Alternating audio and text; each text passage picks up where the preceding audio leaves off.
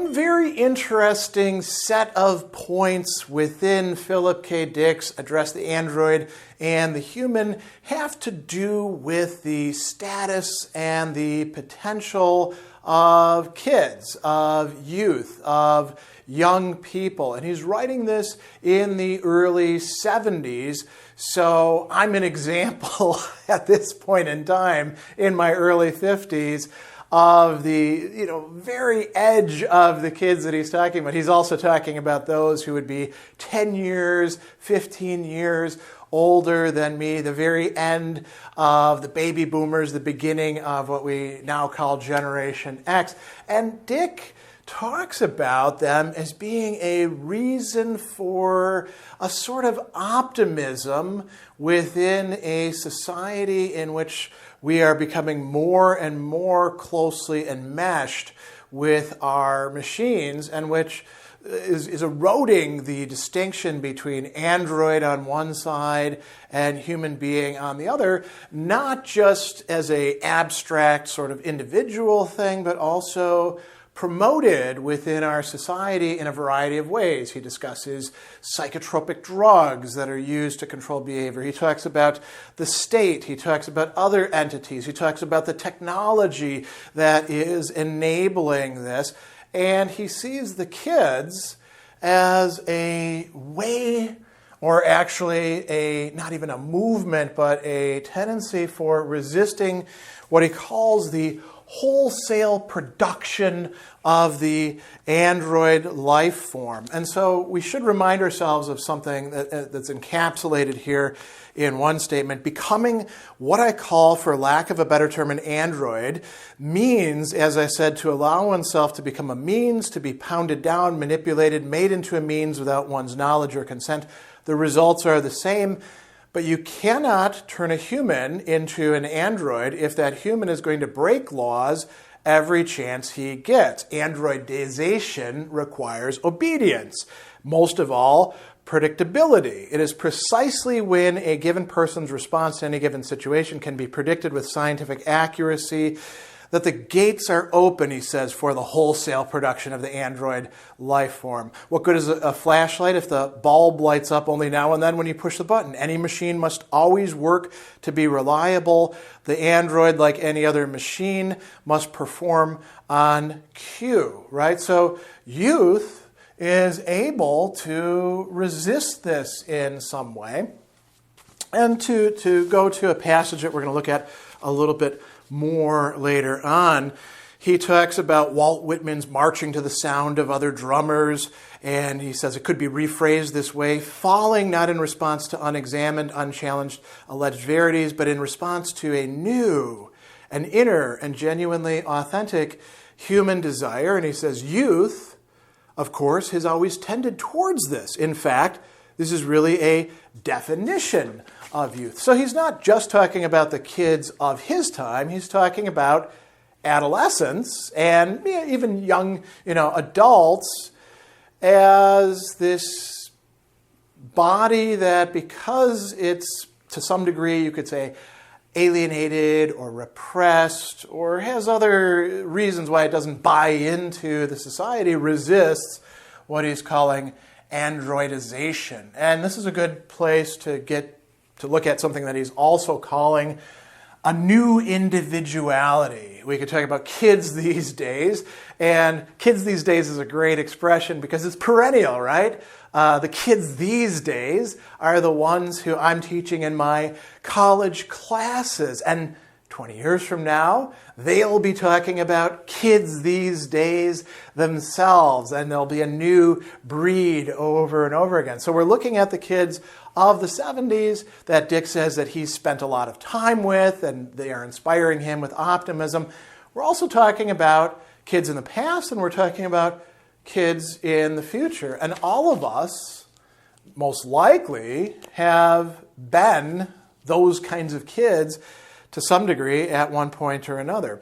So he says, as the children of our world fight to develop their new individuality, their almost surly disrespect for the verities, the truths that we worship, they become for us, and by us I mean the establishment, a source of trouble. They get in the way. They don't do what it is that is expected, demanded, required of them. And notice what he says here. This is very, very interesting. It's not the politically active youth that he particularly has in mind. It's not organized resistance, revaluation. They're too easy to co-opt in many ways. He says, I don't mean those politically active youth, those who organize into distinct societies with banners and slogans. Why not? To me, that is a reduction into the past, however revolutionary those slogans might be. And he says, I'm referring instead to those intrinsic entities. What is that? The kids, each of whom is on his own doing what we call his thing. And so he gives an example here that is a good distinction that might help flesh this out. He may, for example, not break the law by seating himself on the tracks before troop trains. Remember, this is at the height of the sort of failing of the Vietnam War when draft is still going on. So laying down on the tracks to interrupt the deployment of troops is a political act, right? So he says it wouldn't consist of that necessarily. His flouting of the law may consist in something different. For example, taking his car to a drive-in movie with 4 kids hidden in the trunk to avoid having to pay. These two actions have something in common, as he says. A law is being flouted, right? There's a refusal to go along with the order, with the structure of things that has been determined politically. The first transgression has political, theoretical overtones. The second, a mere lack of agreement that one must always do what one is ordered to do, especially when the order comes from a posted, printed sign. And he says, in both cases, there is disobedience. We might applaud the first as meaningful, the political disobedience. The second, he says, is merely irresponsible. Meaningful, political, committed, coherent, irresponsible with everything else that implies. So this is a very, very interesting distinction that he's making there, and a very interesting valuation. Dick is not saying, well, don't do any political acts or, get involved in decision-making or anything like that. But he's saying that there is a positive value in certain circumstances to disobedience of this sort. And he says, it's in the second I see a happier future. There have always been in history movements of people in organized oppositions to the governing power. This is merely one group using force against the other, the outs against the ins. It's failed to produce a utopia so far, and I think it always will. Is the disobedience of youth going to produce a utopia? No, more likely something that's a dystopia, but it's a dystopia that takes place within a different kind of larger dystopia and then produces, you could say, utopian enclaves or moments within it. And so coming back to this theme, right, he talks about the society that we're living in, one that can be characterized as of mass communication, of growing totalitarianism, a technological society. And he notes that this has, in some respects, failed, and it's failed in part due to the kids. It's failed in part due to other things as well. We can think about the corruption of adults not doing what they're supposed to be doing, and they're acting sort of like kids on large, and making sure that things don't actually work the way that they're supposed to. So, for example, if some company managed to put out something that would reduce us all to androids, odds are, Dick thinks, that somebody would have cheated, somebody would have stolen, somebody would have embezzled, somebody would have done less than the work required along the line, and it wouldn't really work effectively. So he says a couple things here. He says, there's been too much persuasion. The television set, the newspapers, all the so-called mass media have overdone it. Words have ceased to mean much to these kids. They've had to listen to too many. They cannot be taught because there's been too great an eagerness, too conspicuous a motive to make them learn.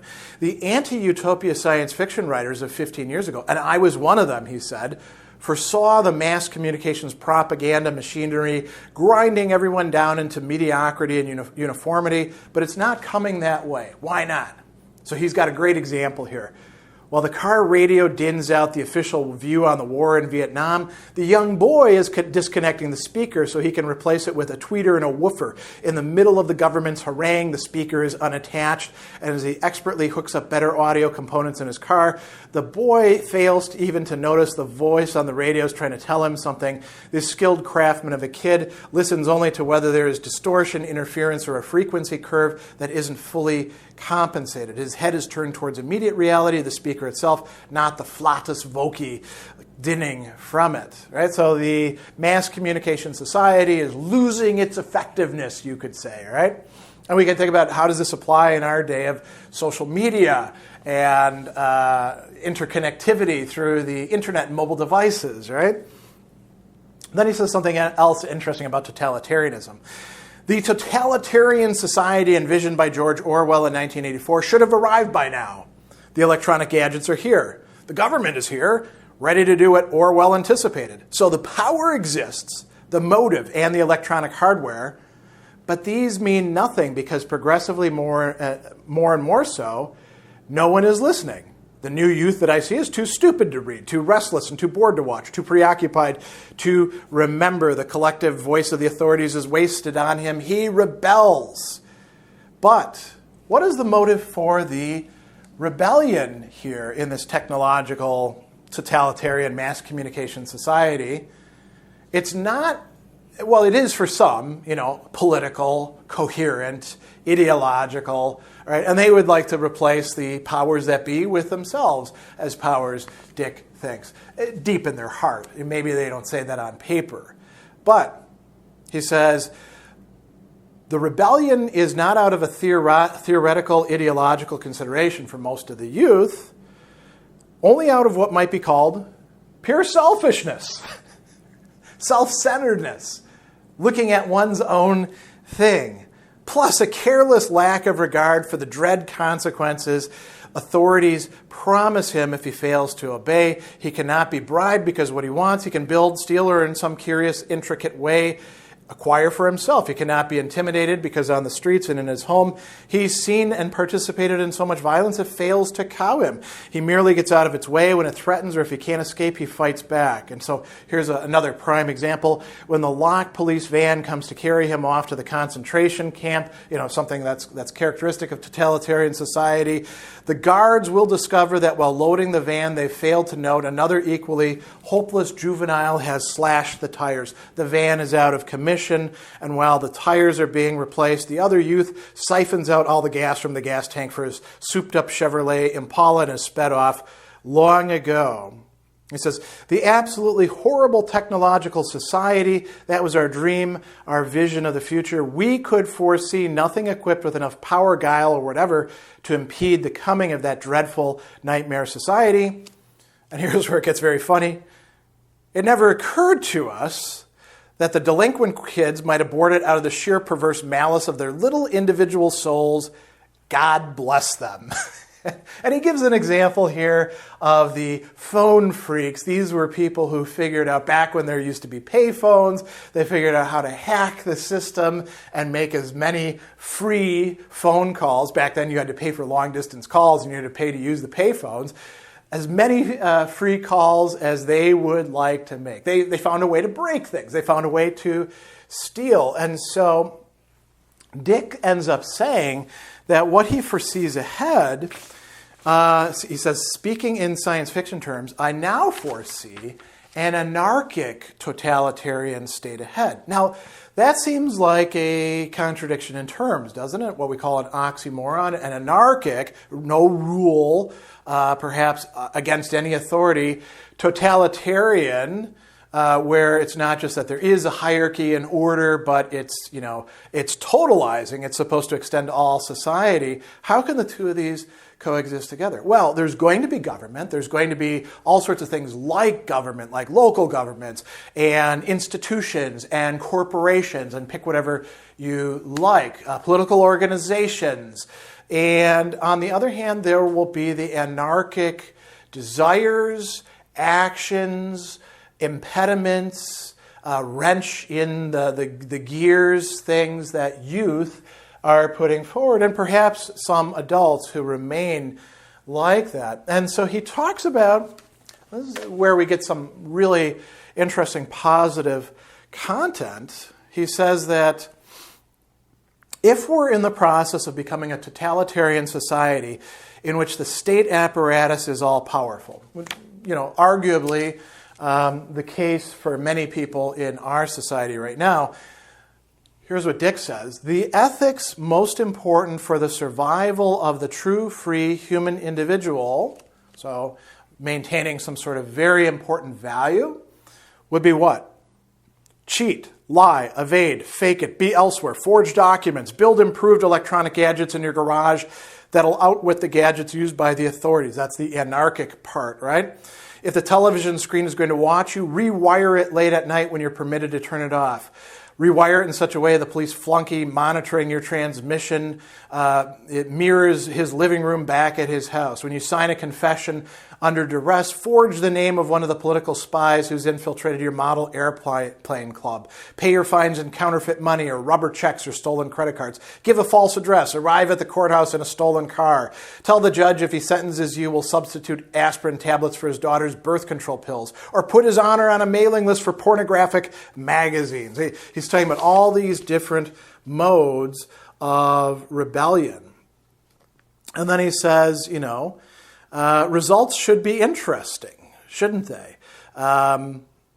So he says, this is a model for how we ought to behave. And one of the key aspects of this, we just talked about, lie, cheat, steal, evade, is unreliability. If you want to avoid the androidization of things, of people, if you want to not reduce human beings to that, you have to become unreliable. And here we go back to this original issue that he was talking about as central to youth, right?